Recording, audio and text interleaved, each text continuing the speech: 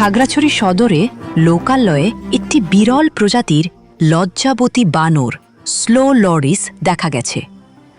মঙ্গলবার সকালে সদরের আপার পেরাছোড়া গ্রামের আপার পেরাছোড়া সরকারি প্রাথমিক বিদ্যালয় মাঠের একটি বটগাছে বানরটিকে দেখতে পান অবসরপ্রাপ্ত সেনা সদস্য বিনয় চাকমা।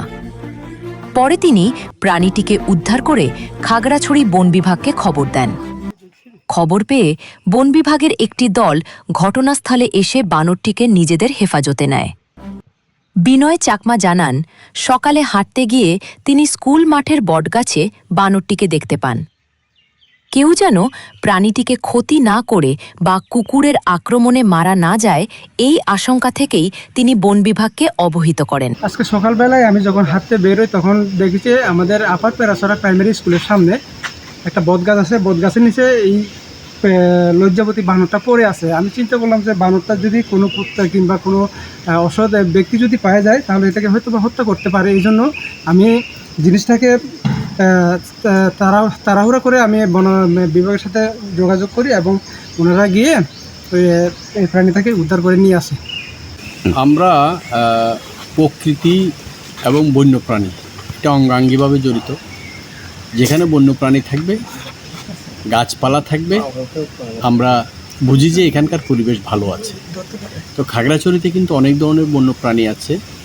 এটা লজ্জাবতী বানর, এটা খুব রেয়ার স্পেসিস।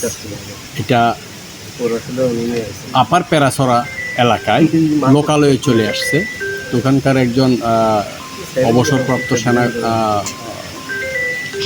আপনার এটা উদ্ধার করছে। উদ্ধার করে আমাদেরকে খবর দেওয়ার পর আমরা এটাকে উদ্ধার করে নিয়ে আসছি। আনার পর আমরা এটাকে পরিচর্যা করতেছি এবং প্রাকৃতিক পরিবেশে আমরা এটাকে অবমুক্ত করে দেব। উদ্দেশ্য একটাই, বন্যপ্রাণী প্রকৃতিতে থাকবে, তারা তাদের মতো বিচরণ করবে, কেউ তাদেরকে ডিস্টার্ব করবে না। খাগড়াছড়ি বন বিভাগের বিভাগীয় বন কর্মকর্তা মোহাম্মদ ফরিদ মিনা বলেন, প্রকৃতি ও বন্যপ্রাণী একে অপরের সঙ্গে ওতপ্রোতভাবে জড়িত। যেখানে বন্যপ্রাণী থাকে সেখানে পরিবেশ ভালো থাকার ইঙ্গিত পাওয়া যায়। খাগড়াছড়িতে বিভিন্ন প্রজাতির বন্যপ্রাণী রয়েছে, তবে লজ্জাবতী বানর একটি বিরল প্রজাতি, যা খুব কমই লোকালয়ে দেখা যায়। তিনি আরও জানান, উদ্ধার করা বানরটিকে বর্তমানে প্রয়োজনীয় যত্নে রাখা হয়েছে এবং সুস্থ অবস্থায় তাকে পুনরায় বনে অবমুক্ত করা হবে। বন বিভাগ সকলকে বন্যপ্রাণী বিরক্ত না করার আহ্বান জানায়। Desk news, Kalchakra 24।